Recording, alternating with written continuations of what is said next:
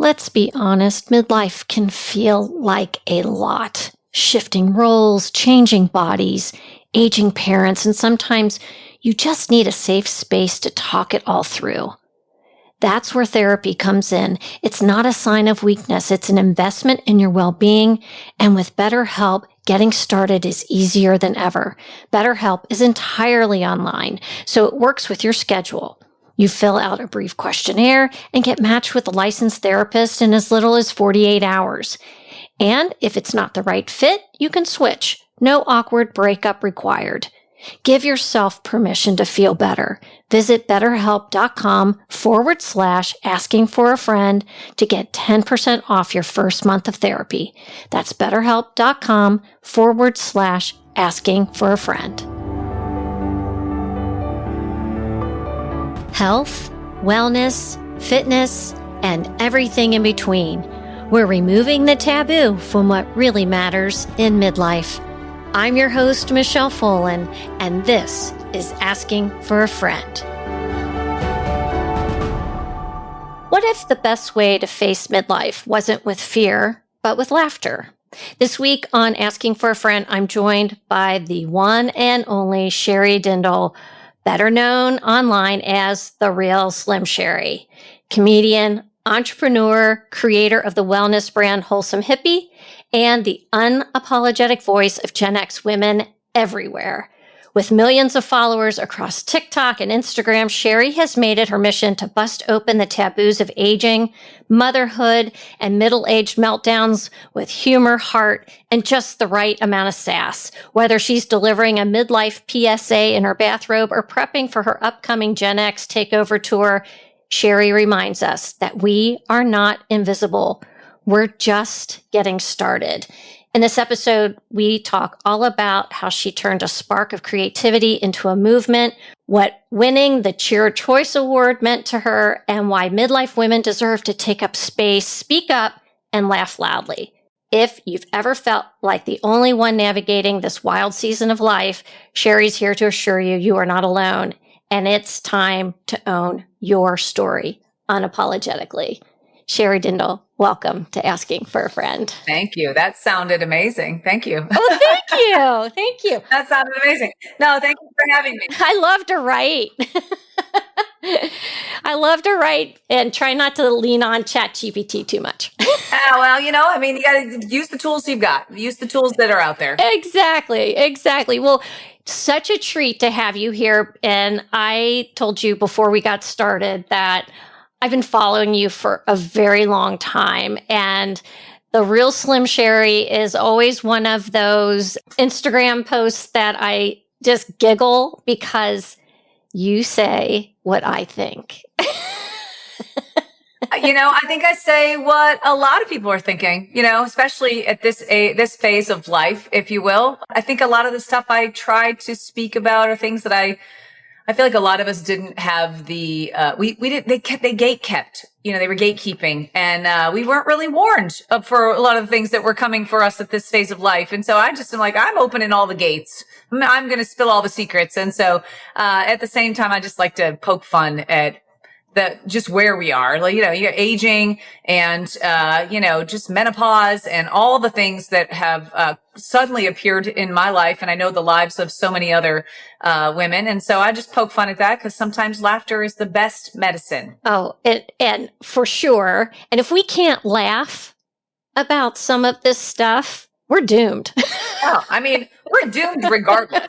Laughter just makes it a little more palatable, it just makes it a little easier to swallow. And, laughter is healing. And, I think there's a lot of us, that are, hitting this phase of life. We've raised our kids or are still raising kids because I am, our parents are aging. You've got, we're the sandwich generation. And then, we're still working. And then also, like I said, then there's menopause and aging and your body starts to turn on you. And it's just a lot. It's a lot that's happening all at once. And, I think laughing about it is all you can do. Cause if not, then the only alternative is to cry. Or drink. Well, there's that too. Alcohol, if you partake, then there's that. But anything to soften the blow a little bit. Exactly. And you said you have one child too? Like who? I have three. Two are still at home. So I have a son that's grown and on his own. He's a middle school teacher, and then I have two girls, 11 and 14, and they are. So their puberty is meeting my second puberty, and so there's a lot of clashing that goes. I don't talk about them as much. I want to, but I think that they're sensitive. They're sensitive kids. These kids today. And so, I try not to poke at them too much on social media because I don't want to hurt their feelings, but I could do a whole series just on being a 52-year-old mother with two teenage girls. Let me tell you, it is. God bless you. It is fun, good times around here. Mine are 30 and 28, and that can be a wild ride. I can't even imagine what you're going through right now. Well, I've got a 35-year-old, and so our conversations when he comes to visit are different these days because he's starting to complain a little bit about some of the things, at 35, my knees bother me or whatever, something's hurting. And I'm like, welcome to midlife. Like technically you're 35, you're midlife now, which is a bunch of bullshit. But yeah, that's what they say is that, the average lifespan of a guy is 70 or whatever. So I'm like, you're technically middle-aged. I don't know what to tell you. Welcome to getting old. Well, and back to the definition of midlife. Someone told me the other day, why do you keep saying you're in midlife? You're 61 years old. And I said, okay, if you want to go at this, we'll do this right now. And I DM'd her back and I said, age is just a number. I still feel like I'm midlife. I don't feel advanced aged. So I'm not going to pencil myself or put myself in that category. People love to tell us where we're supposed to be. Like the constant, I get that sometimes too. Like you're not comments, I'll say something about midlife and they're like, you're not midlife, you're 52 or whatever. Like, I'm like, so you assume that I plan to die at 70. Like that's what you're assuming is that I plan to die. I think there's so many 70 and even 80-year-olds that I know that are just living their best lives. Like they're not fragile. They're not, ready to one foot in the grave and another on a banana peel. They're not there, And so for me, I'm like, midlife is a state of mind, I think. I don't consider it a number. It really is a state of mind and like how you see yourself. And so I still see myself with a whole lot of life ahead of me. And so I do feel like I'm just in the middle somewhere. I'm not young and I'm not old. We are the youngest of the old people is right. What we are. Technically, we're the oldest of the young people. That's what I meant to say. We're the oldest of the young people, and yet we're the youngest of the old people. So we're like in that middle place. And, it's just, it's a state of mind and people love to push their ideas on you. And so for some, I'm like, if you in your head are telling yourself, like, I'm not going to 70 is the average lifespan. And when I'm 35, I'm middle aged and I'm, I'm close to dying at 70. That's probably going to be your fate. Yeah. Like, that's probably going to be where you're going to end up. Me, I look at life and go, I'm just getting started. Like I got a whole lot of life. I plan to live to be beyond 100. And so I'm like, I technically am right in the middle. So yeah, you are. Yeah. Well, I'm going to join you. I'm my target's like 90, 92, somewhere in that neighborhood, but I'm going to be right there with you. Well, I had a grandmother my great grandmother she missed her 105th birthday by a month.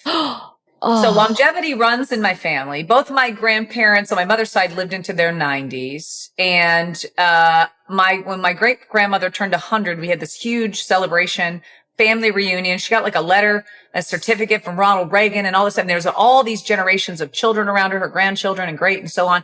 And I just remember watching, and being there and observing and hearing about her life and all that she had done. And I thought, this is amazing. I was about 12 or 13, I think at the time. And in that moment was like, I'm going to live to be 100. I'm going to live that long. And so I had to stop for many, many years, I was like, I'm going to live to be 100. And then I realized I have to stop doing that. I'm probably going to die on my 100th birthday. So I just have to say, I'm going to live beyond 100. I'm going to live beyond so that I don't kick it on my 100th birthday, Yeah. So, but yeah, I longevity runs in my family. Now I might feel differently when I get into my 90s. Maybe I won't be here, but, for many, many years, decades, I've said I'm going to live beyond, to be 100 or older. A self-fulfilling prophecy. I love it. Yeah. Sherri, you've built something truly special. And I think you really need to take us back to the beginning and how your journey into comedy really got started. Well, I mean, it wasn't until recently that I would have ever given myself the comedian label. I never perceived myself as being a comedian. I am now because I'm on a comedy tour, so I can't really not be a comedian, but I never even really considered myself very funny. I've always been rather serious. I had a corporate career before I started my own business for 26 years. I was an investigator. I had a really serious job, and I never considered myself funny. Witty, sarcastic, yes, but never really considered myself to be very, very funny. And so so how I got started on social media, I didn't plan to do what I do now. I got COVID like so many other people back in 2021, and I was just laying in bed for a month scrolling TikTok. Before that, it wasn't even on TikTok. I got on TikTok because I was stuck in bed and I was sick and I needed something to entertain myself. And so, at that time it was very much dance trends and all this kind of stuff. And I was like, this, whatever, this is stupid. But then I started across videos that were not about dance trends. They were people just talking head, and I was like, I think I could do this. And I thought initially I would do it to promote my businesses. I was like, I should do this to promote my business. And it just never turned into that. It was, I made a video, maybe one video about my business. And then I one day just made a funny video. And then I made another funny video. No real talking. I think my first big one was when I did the Sounds Only Gen X Hears, which are just opening notes to songs that we all would know, right? Like there's just no confusion about which song it is. And that song was my first real viral video, and it picked me up like 40,000 followers overnight. And I was like, "What in the world?" Like I didn't know what I was doing. You cracked the code. I did. I was just like, "What?" I mean, it was like a dog. It's like a dog whistle, That's what that video was like. Those little sounds are like a dog whistle. And so I had all these new followers, and so I started making a little bit more Gen X content because early on, that's what TikTok likes. They want to put you in a niche, And so I was like, "Oh, I'll do what they want me to do. I'll make more videos about Gen X." And it's funny because before I got on TikTok, I never identified as Gen X. Like it wasn't like a thing. We didn't label ourselves that way. This is very much a new generation thing. Millennials, Gen Z, all that labeling. We didn't really label ourselves like that. So it wasn't like I must have seen somebody make a video or something about talking about Gen X. And I remember thinking, oh, that's me. That's me. So I made some more funny videos. And then I started really scratching the surface on sort of some of the more taboo topics, and some of the more serious topics, injecting humor, of course, but started chipping away a little bit at some of the stuff that we, went through growing up. And then that turned into me getting bored, honestly, about talking just about Gen X. I was like, I'm more than that. I can talk about more than that. And it just so happened at that time, I was also about to turn 50. I was entering, I wasn't in menopause yet, but I was very much perimenopausal and getting about to be menopause. And also just the aches and the pains. And I was like, what happened to my back and why do my knees hurt? And that turned into talking about midlife, and it turned into talking about, menopause. And then in between there, I started doing some empowerment videos, just wanting to empower through the comments, reading a lot of the comments of women, not just women, guys too. Yeah. Just about where they are and kind of like what you said when we first started talking about, you say the things that are in my head. And so I started doing my daily doses and wanting to do more empowering videos and just, people asking, how are you so confident? And how do you go about life the way that you do? Like, how did you get there? And so I started my daily dose videos, and the rest is history. It just sort of took off, and next thing you know, I've got 5 million followers, and I don't even know I don't know why one of them follow me, to be honest. I'm like, I'm the blind leading the blind. Don't follow me. I will lead us into some sort of chaos, because that's just how I am. But that's why people like you. And I'm curious because you do come across really confident. Have you always been that confident person? It's funny because, yes, to a sense. So put into perspective, I said I was an investigator for 26 years. And so I had to carry myself a certain way. I was in a male dominated field.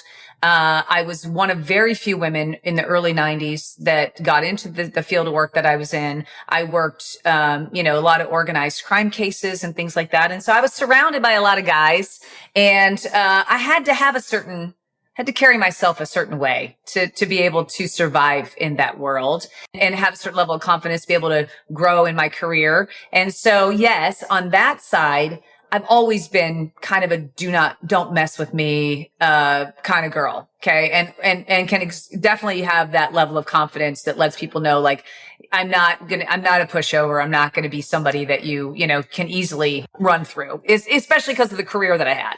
On the other side of that, the truth is behind that, that's the mask that I wore for many, many years, of what women, I think a lot of us do, especially if you have a career and you're trying to compete.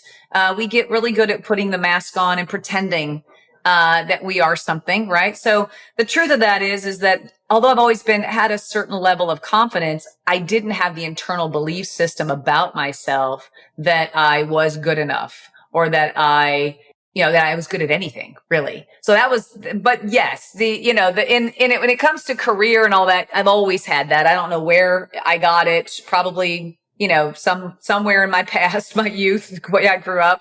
But there's still always been that self-doubt. And I think a lot of women struggle with that, right? Like that internal voice, that critical voice in your head that tells you you're not good enough, you're not worthy, you're too much, you're too loud. These are things I heard through my career, of course, that I didn't play well in the sandbox. I was, too much, too loud, too, passionate, if you will, was a word they like to use. So yeah, those things, a lot of women internalize that stuff. And, now that I don't work in the corporate world anymore and I own my own business, I've come out of that a lot more. I've been able to climb out of that, and work a lot on myself.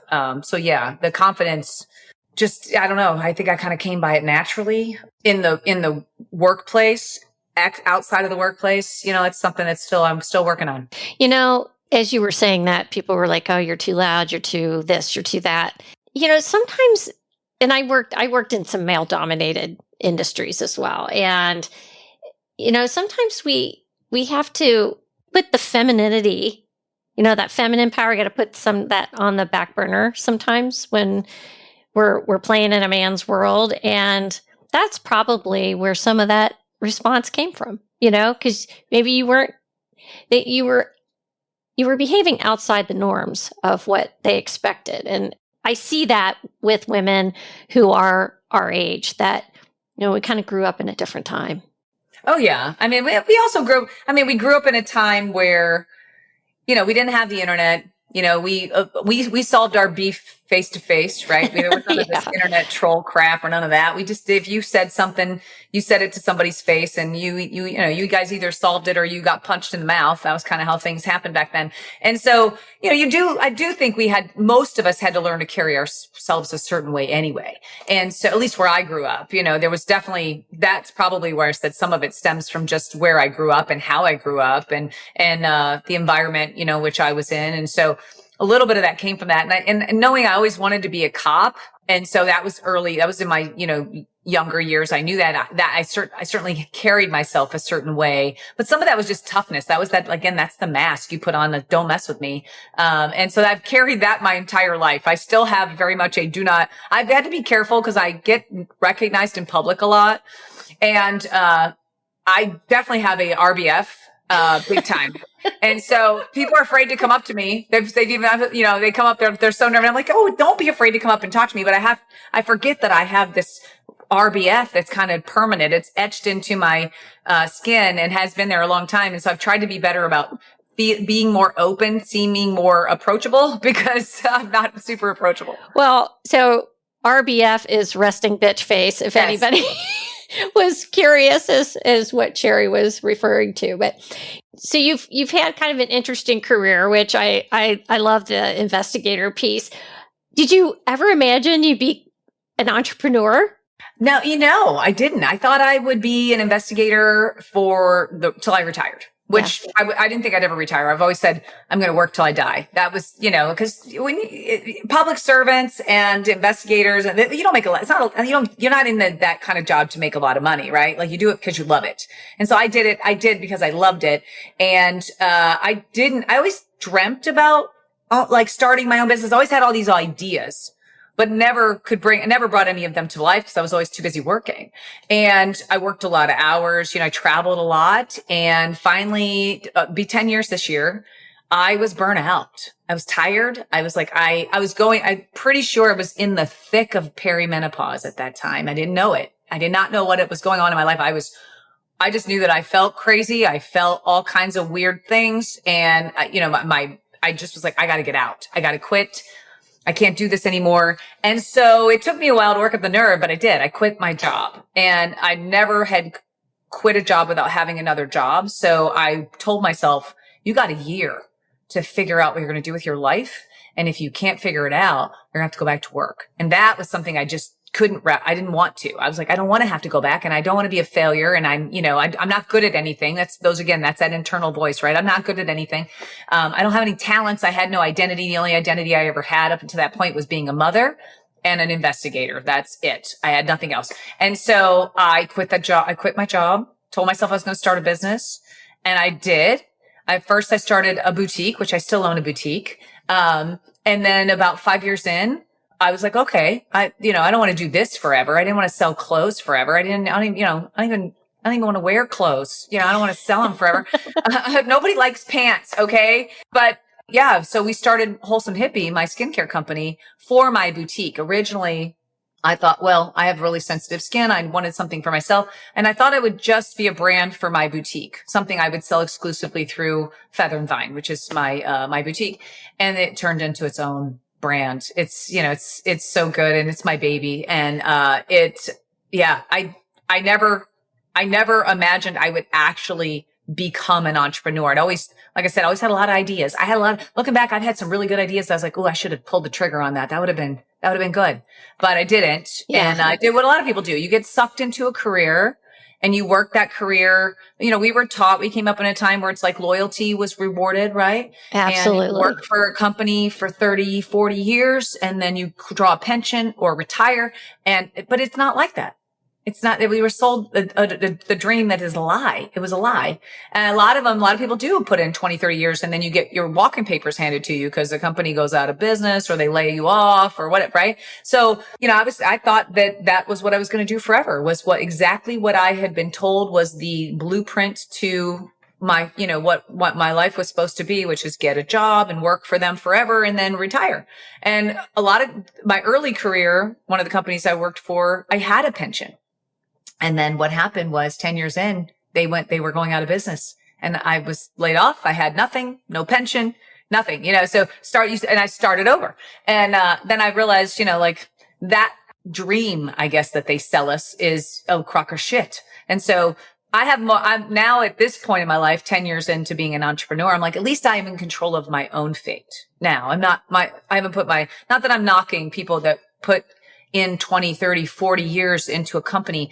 I loved being loyal, but it never paid off for me. So I wish that if I could go back and get 10 years of those years back and had started my businesses 10 years prior, my gosh, I would be closer to retirement. In a whole different place. Yeah. Hey, Sherri, we're going to take a quick break. And when we come back, I want to talk about the Wholesome Hippie line and what makes it so special. You listen to the podcast. You might even see my reels on Instagram. Perhaps you've even clicked a link or two, but you still haven't made a move. You're still waiting for the right time to start.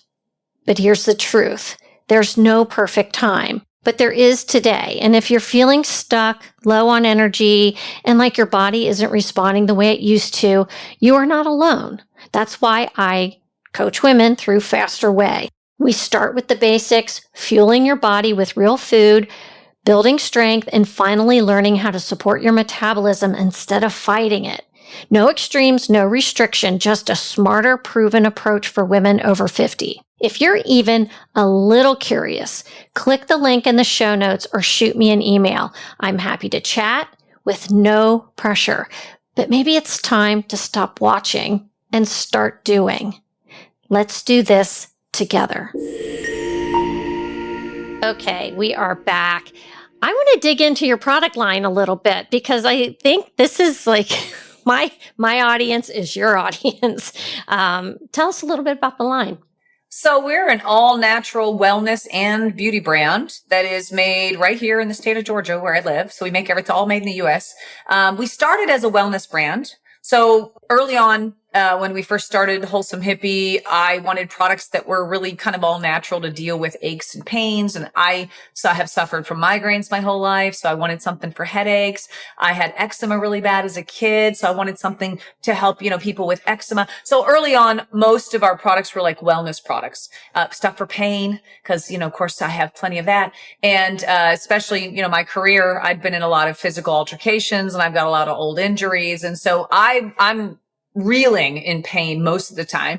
And so I wanted products my mom is in stage 4 kidney failure and has been for many years. And, a lot of that was caused directly from over-the-counter medications. And I wanted an alternative to taking pills. Like I didn't want to be popping pills all day. I didn't want that to be my fate, that my kidneys are damaged. And a lot of people don't realize years of ibuprofen and naproxen and some of these, other over the counter pain meds are really hard on our bodies internally. And so I wanted something that was an alternate for that, for me and for others. And so later came our beauty line. I've always had extremely sensitive skin. I never had a beauty regimen until we started Wholesome Hippie. I was still washing my face because everything I used either broke me out or burned my skin. And so I was still using a bar of regular like Dove or Caress soap to wash my face. My skin was so dry. And I just thought that's how it was supposed to be because everything I used never worked for me. And so my manufacturer who I work very hand in hand, I'm involved in the creation of every single product that we make. And I was talking to her one day and she was talking to me about beauty. She's like, you really should consider beauty. And I was like, I'm not, nope, I have really sensitive skin. I'm not going to do it. And she's like, please just let me send you some samples and try it and let me know. I totally understand if you don't want to, but you should at least try it. And just so your audience knows, we don't bring any product into our lineup that I haven't tried myself. I put every single thing I try on myself. So I was really nervous. So I was like, oh my God, I know what this is going to be because this is just how my skin has always been. And surprisingly, I loved it. Skin loved it. And so we launched our beauty line. And now we have like 5 different beauty lines. And I look back at pictures of myself before Wholesome Hippie. And I look older then than I do now. It's really changed my skin. Now, none of us took care of our skin. I mean, we were lubing up with baby oil and laying out like, pieces of fried You too? Yeah. We did not take care. Nobody told us to take care of our skin. These kids today, my kids are 11 and 14. They have more skincare than I do. And so they're learning early. We did not. And so sun damage and age spots and, wrinkles and fine lines and all those things. I'm like, we didn't have any of that. So my skin was ripe for it. Okay. It was begging for me to take care of it. And so, now people are always like, oh my God, what do you use? Your skin is so good. And I'm like, I don't use anything but Wholesome Hippie. That's it. I use nothing but, and I love it and my skin loves it. And so that's where our beauty came about. And so now we make products we have some incredible products for pain. Our most viral product is our magnesium infused products, which are for anxiety and stress and pain and nausea and muscle cramps and restless leg and on and on. They do a multitude of things. And so, and we just continue to come out with, now we're at a point we have such a robust lineup that we only bring new products in if we can make them either better or we can introduce a product that we see a need for. And so, I love it. It's behind me here. This is all my. Okay. Yeah. I see the bottles, the lovely display there. This is our newest product. This is our Pain Plus. So we just recently came out with, so this is really for people it's for anybody, but I was thinking of our age demographic. So we created a product that has not just magnesium and arnica and turmeric for pain and inflammation, but we added glucosamine and chondroitin and MSM for your joints and your cartilage. And we needed something for bone support, not just like a lot of people just take pills and that's fine. But when you take internally take vitamins and supplements, your body doesn't absorb that much of it. Right. And so topical or transdermal magnesium or other minerals and vitamins, your body can absorb a lot more. And so we created this, and this product is amazing. It's a cooling pain relief. So it goes on, it has menthol in it and capsaicin and a bunch of good stuff. Anyway, that's our newest product, and probably will be our next viral product because it's so good. It took me a year to get that formulation right, but I wanted something that would take our current magnesium pain blend of that we had and make it better. And so something, because I noticed as I went into menopause, the joint pain is just brutal. Like that was something I wasn't, prepared for. And so I was like, we need something to support our joints and also tack pain. And, so yeah, that's what we do. Wholesome Hippie. And again, I'm very proud of the fact that we make it's all natural, clean ingredients. We have a very long list of no-nos, things we won't use in our products. And we make them all in small batches. So they're super fresh. And, yeah. We're super proud of it. That's awesome. I love that you have this personal hand in everything, which keeps, the company so honest in their approach. So very important to me. Yeah. So cool. And the other thing that I'm seeing here is I'm seeing, the Real Slim Sherri, your persona, if you will, that I see on social media. And then I'm seeing Sherri, the business person. Yeah. And yeah. it's really, it's funny because when I'm live on TikTok or something for my business. I'll be on my own business page live talking about our products or something. And people who follow me will come on and be like, oh my gosh, like what? I've never seen this side of you. Or they're like, where's Slim Sherri? And I'm like, she's here. I'm working. I have a job. I got bills to pay, people. Right. Oh yeah. And then you just won the Cheer Choice Award. Cheer of the Year. Yes, I did. Okay. So huge congratulations. Thank you. That's such an honor. What did that mean to you personally and professionally? I mean, I still am in shock, to be honest. I was up for 3.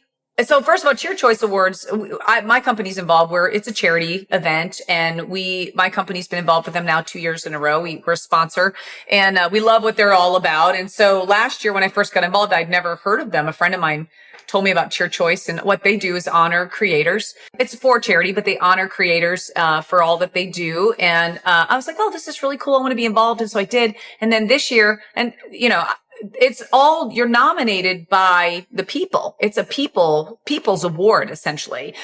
And so I got nominated for 3 different categories. And the first 2, I was like, okay, I can see these. Comedy novice. I was like, all right, I'll take that.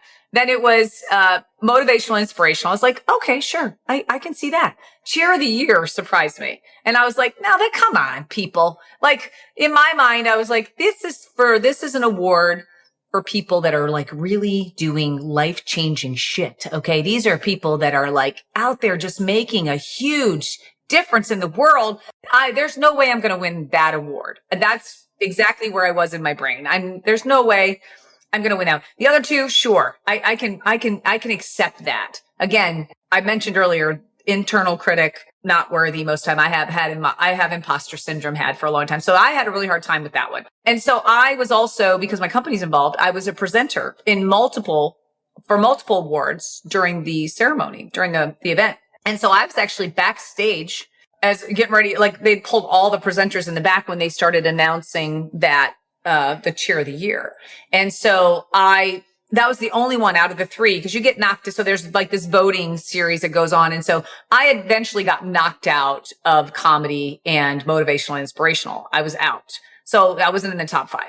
And so, but I was still in the top 5 for Cheer of the Year, which I was like, there's no way I'm going to win this award. So I didn't even prepare a speech. Nothing.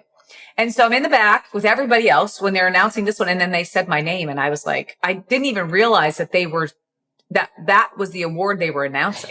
They're like pushing you out on the stage. They were basically shoving me out onto the stage. And I was like, I'm not ready. I didn't prepare a speech. I'm not ready. And so it was wild. And I'm so humbled.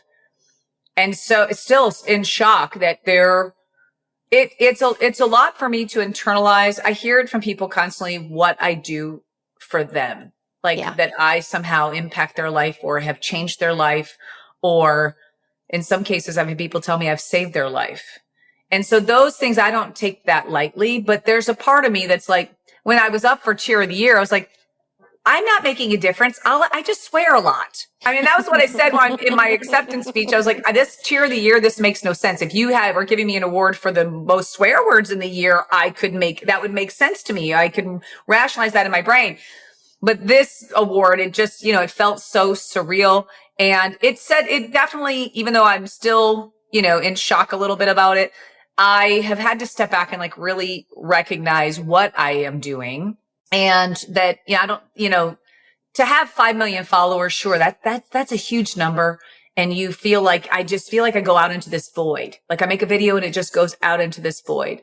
But winning that award really brought it into perspective for me of like how finite that really is, how micro that can be, that it's not this huge void, that I am reaching one video at a time, and touching people's lives. And I never really I've had those moments. People come up to me and tell me, whatever their story, and I've met them, randomly in public, and they'll tell me that you saved my life, or they'll send me a message.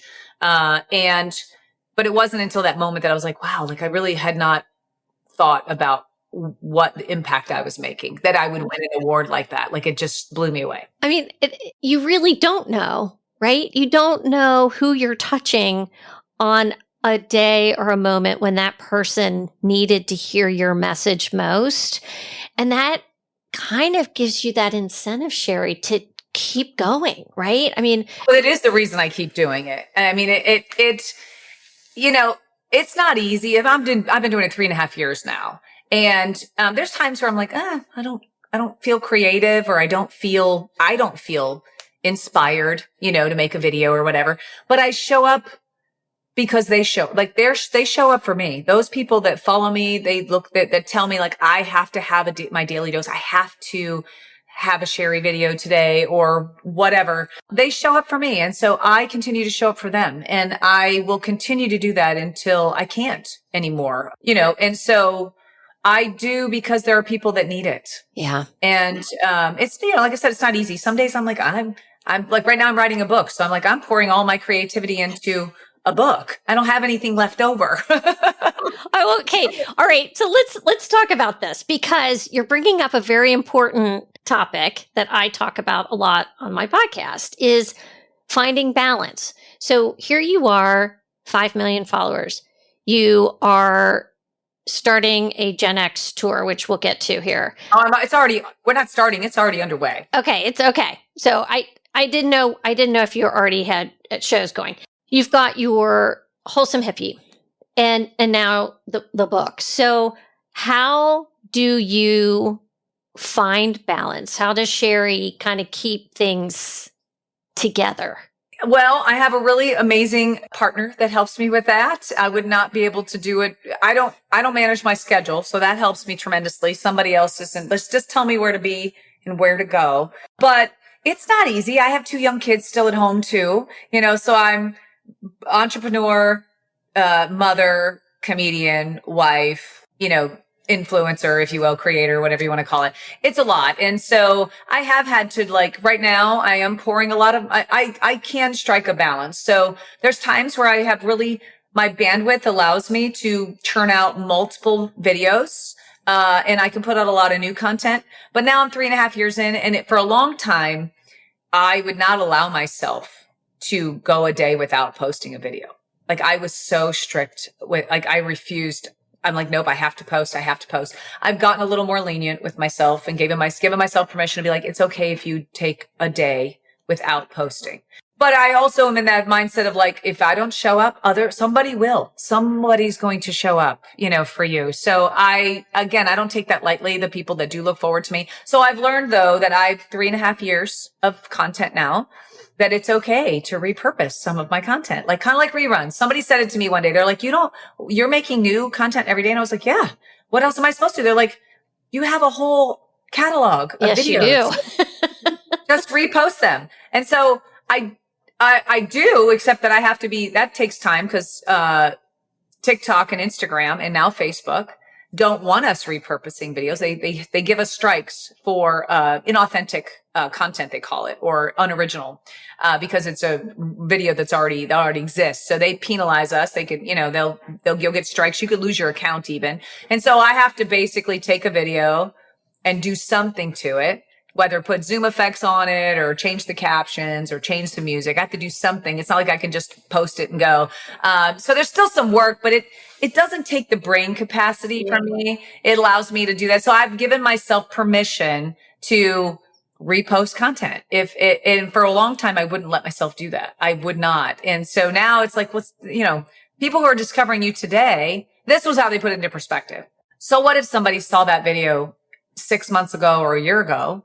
What about the person that never saw it? Right. And so, you reposting, it's like, they're like, or think about television, like in your favorite show and the season's over. If you want to keep watching it, what do? You watch the reruns. And I was like, I never had really put that into my, allowed myself to see it that way. And so now I do. And so I manage my bandwidth somewhat through, allowing myself a stretch of time, if you will, maybe a week where I'm okay with okay, I've got these videos I'm going to repost. I'm going to only do 1 or 2 new videos this week, and I can repurpose that time to pour into my book or pour into my brand, or whatever I've got, pour into the tour, cause I've got tour dates coming up. And so, it's not easy though. But it keeps me It keeps me alive. This is what, breathe. I've always been a big believer of when you stop dreaming and you slow down, you stop moving.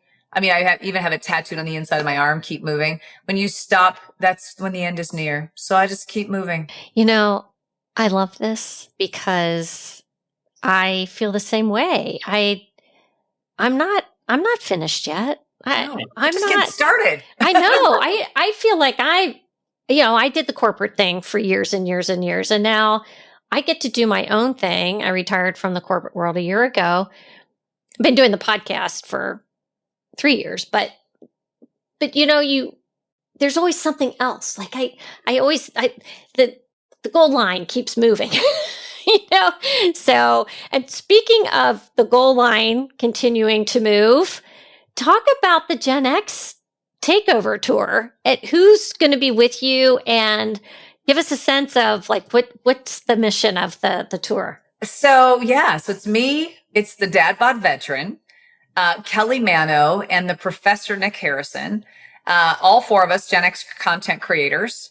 I'm the oldest of the 4. But I'm not the adultiest, but the oldest of the 4. We got together. So I had done a cruise back in 2023, just myself with some fans, and I wanted to do it again. It was such a great experience. I had such an amazing time, and I was like, oh, I want to do this, but I didn't want to be the only person. I was like, somebody else. I can't be the only person that's the center of attention. That's a lot, right? To be the sort of the person. And so when I was at Cheer Choice Awards last April, I met Nick Harrison, and I was like, dude, we should do something together. We should do something. And so we got talking about that, and I was like, oh, Kelly Mano and I had talked about a year ago about doing something together. Let me reach out to her and see if she's still interested. And then we folded the dad bod veteran in, and we decided we were not planning a tour. We just decided we were all going to meet up in Nashville last year, which we did last Labor Day.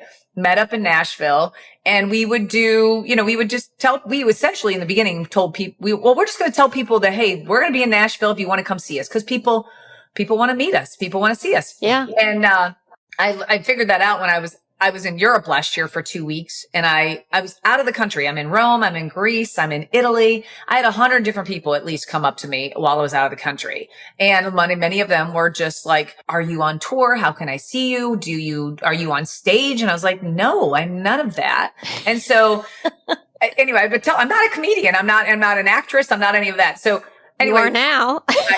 Yeah. So long story short, we were just going to go to Nashville and hang out for a weekend. That was the plan. But then Nick was like, well, if we're going to be there, well, actually it was the wives that got in. They were like, if you guys are going to be going to Nashville and doing this, you guys are going to have to make it more than just a get together. You're going to work. It has to be work. They always work us like dogs. And so we were like, fine. So Nick's like, well, let's do a comedy show. And I was like, I'm not doing that. I'm not a comedian. I've never done this. He's like, you can do it. You're fine. You're funny. I was like, I'm not that funny. And anyway, they sucker me in. Me, John, and Kelly. None of us had ever done stand-up comedy ever. Nick had done some, but none of us had ever done it. So we go to Nashville that weekend and we get on stage. We go to a tiny little comedy club, holds 100 people. We sold out. We had to do 2 shows because it sold out super fast. And then, we were like, well, okay, maybe we should do another city, because that sold out so fast. For a lot of people, they were like, oh my God, I missed it. And they were disappointed. And so we didn't want to disappoint people. So we went to Cleveland in November and did a show there at a dueling piano bar, which was really, really cool. And then after that, we were like, that sold out. And so we're like, well, now what do we probably need to plan something. So we decided we were going to do the old person tour, which is that we would do a show every couple of months. Not like most comics go out and they do, weeks out and they're doing multiple shows. I was like, I am not doing that. I have zero desire to do that. So we did Atlanta in January. We did New Orleans in February. We did Vegas in April, Cheer Choice Awards. We were there. We did a show while we were there. And now June 1st, we'll be in St. Louis playing. So we went from 100-seater in Nashville to St. Louis is 2,100.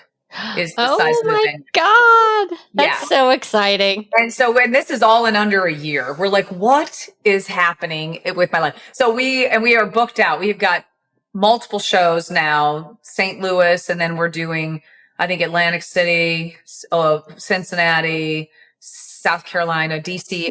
You're coming to Cincinnati? Yeah, I'll be in Cincinnati August 9th at the Hard Rock. I live in Cincinnati, lady. I used to live in Cincinnati. Really? Yeah, I lived there for almost 5 years. My second child, my middle child, my oldest girl, she was born in Cincinnati. Where did you live when you? I lived over in Anderson Township. I've lived there. I was down technically Withamsville, so down on the other side of the freeway there. Okay. Off of what is that? Beechmont. Beechmont. Thank you. I was like, it's not Belmont. Beechmont. I lived right off of Beechmont. That's so funny. It's such a small world. She was born at, was it Bethesda? Uh-huh. Yeah, she was born at Bethesda up by Milford. Oh my gosh. Yeah. That is so we'll funny. be there August 9th. We're playing the Hard Rock. I'll be there. So, yeah, that's awesome. Why do you think it's important, Sherri, that Gen X women are in the room? And I say in the room like this, laughing, connecting, and being seen. Oh, I think, first of all, so Gen X women, I'll back up. One of the big reasons is that we are at a point in our life where I think a lot of us believe, and a lot of this is the storyline that has been handed down to us, that you get to a certain point in your life and you are washed up past your prime. You're invisible. Women at this age, for the most part in the past, become invisible. And so I feel like a lot of us need to be in that room because we're not dried up. We're not past our prime. We're just getting started. And to be in a room with like-minded women, or not just women, there's men there too, but 80%, the truth is 80% of my demographic are female, is that, you need to find you need to find a community. And that's what I think has made not just myself, but the other 3 that I'm on tour with has made us so successful, is that we have built this community. And so I think the reason why it's so important to be in the room is to understand that we're just getting started. You can reinvent yourself at any point in life. You're not too old. You're not too much. You're not, we've been, for the most part, Gen X women, and the women that came before, a lot of us, we were taught to be quiet, and we've been quiet. We've kept our heads down. And, I'm at the point where I'm like, fuck that. I've been quiet for far too long. It's our time to be heard. As you were saying this, and you saw me nodding because I'm agreeing with everything you're saying, is that we don't have to be our mothers. No, those women, especially, like my mom, she's an older boomer. Okay. She was born in 52, I think. They were taught to be quiet, very much, the women had a place, right? Especially that generation is in the silent gen before that. Those women had a place. And, here I come along. I'm tattooed. I cuss like a sailor. I've got blue hair. I'm basically every big middle finger you can possibly shout at the world.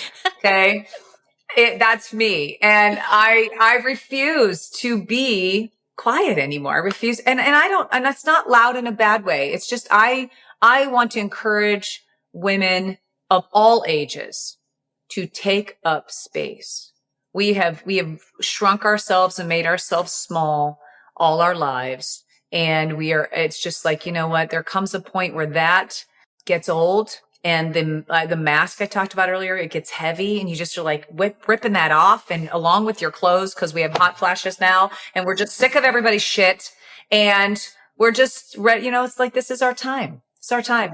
The bullshit meter is. Oh, mine is broken. Finally. Well, mine's finally honed where I'm like, oh, well, you're bullshit. My give a damn meter is busted. It is busted. Okay. Yeah. The bullshit meter, yes. Yes. It is right on. It is dialed in, but my give a damn is busted. And, I think a lot of us, that's, especially when for a lot of women, when they hit midlife, unlike me, a lot of us, take you, for example, your kids are already gone, right? They're out of the home, you're empty nest. You might end up, some of us, a lot of divorce rates are ridiculous at this age, right? Because a lot of women, when their kids leave, they're like, I actually don't like you. and they get divorced.